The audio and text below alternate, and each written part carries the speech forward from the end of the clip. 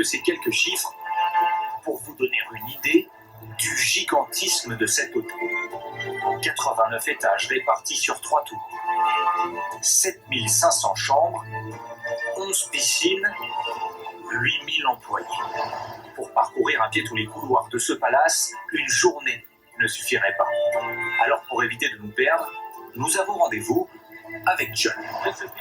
Ici, c'est notre entrée principale. Il y a plus de 1500 voitures qui arrivent tous les jours. Dans le hall d'entrée, ce n'est pas encore l'heure de pointe. Continuons jusqu'à la réception. Mais la réception semble déjà bien occupée. Il nous reste combien d'enregistrements à faire? 459. On a plus de 200 agents qui travaillent à la réception pour accueillir environ 2500 clients et pour assurer 2000 départs chaque jour. Pour remplir les 7500 chambres, ce palace ouvert il y a une vingtaine d'années a des arguments à faire valoir. Ses machines à sous et surtout sa décoration, inspirée de Venise, d'où son nom, le Vénitien. Ici, tout est fait pour que vous n'ayez pas besoin de sortir de l'hôtel. C'est immense, c'est un vrai labyrinthe. C'est facile de s'y perdre et de ne plus savoir où on est. Quand on pense à la prouesse pour construire tout ça, c'est impressionnant. À l'extérieur, le campanile est à peine plus petit que l'original. Mais la vraie prouesse se retrouve à l'intérieur.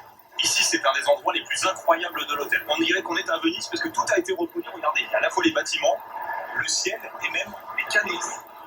Venise est à 10 000 km, mais qu'importe. Ici aussi, vous pourrez faire un petit tour de gondole en amoureux.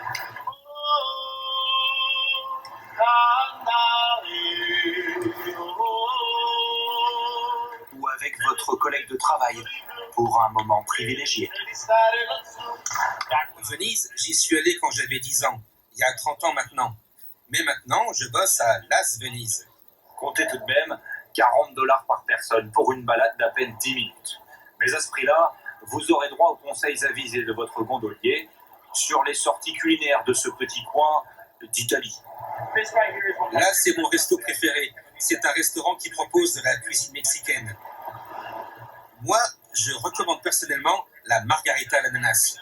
Mais si vous n'êtes pas fan de cuisine mexicaine, rassurez-vous, il y a 15 autres restaurants, sans compter le room service. Dans les cuisines de l'hôtel, c'est le rush. Là aussi, tout est taille XXL. La difficulté, faire de la quantité sans nuire à la qualité. Jérôme est français. On peut faire jusqu'à 20 km par jour. Il supervise la préparation des repas pour les congrès qui ont régulièrement lieu dans l'hôtel. Le plat du jour est cuisiné dans 3 immenses marmites. Donc là, on a un chili vegan pour notre groupe de midi. Certains jours, avec ses équipes, il peut préparer des repas pour 60 000 personnes. J'ai fait de la compétition sportive et j'ai l'impression de me retrouver avant une compétition. Donc il y a une forme de stress, mais positif. Une telle quantité de nourriture, c'est forcément beaucoup de déchets. L'endroit est moins glamour, nous voici dans le local poubelle de l'hôtel.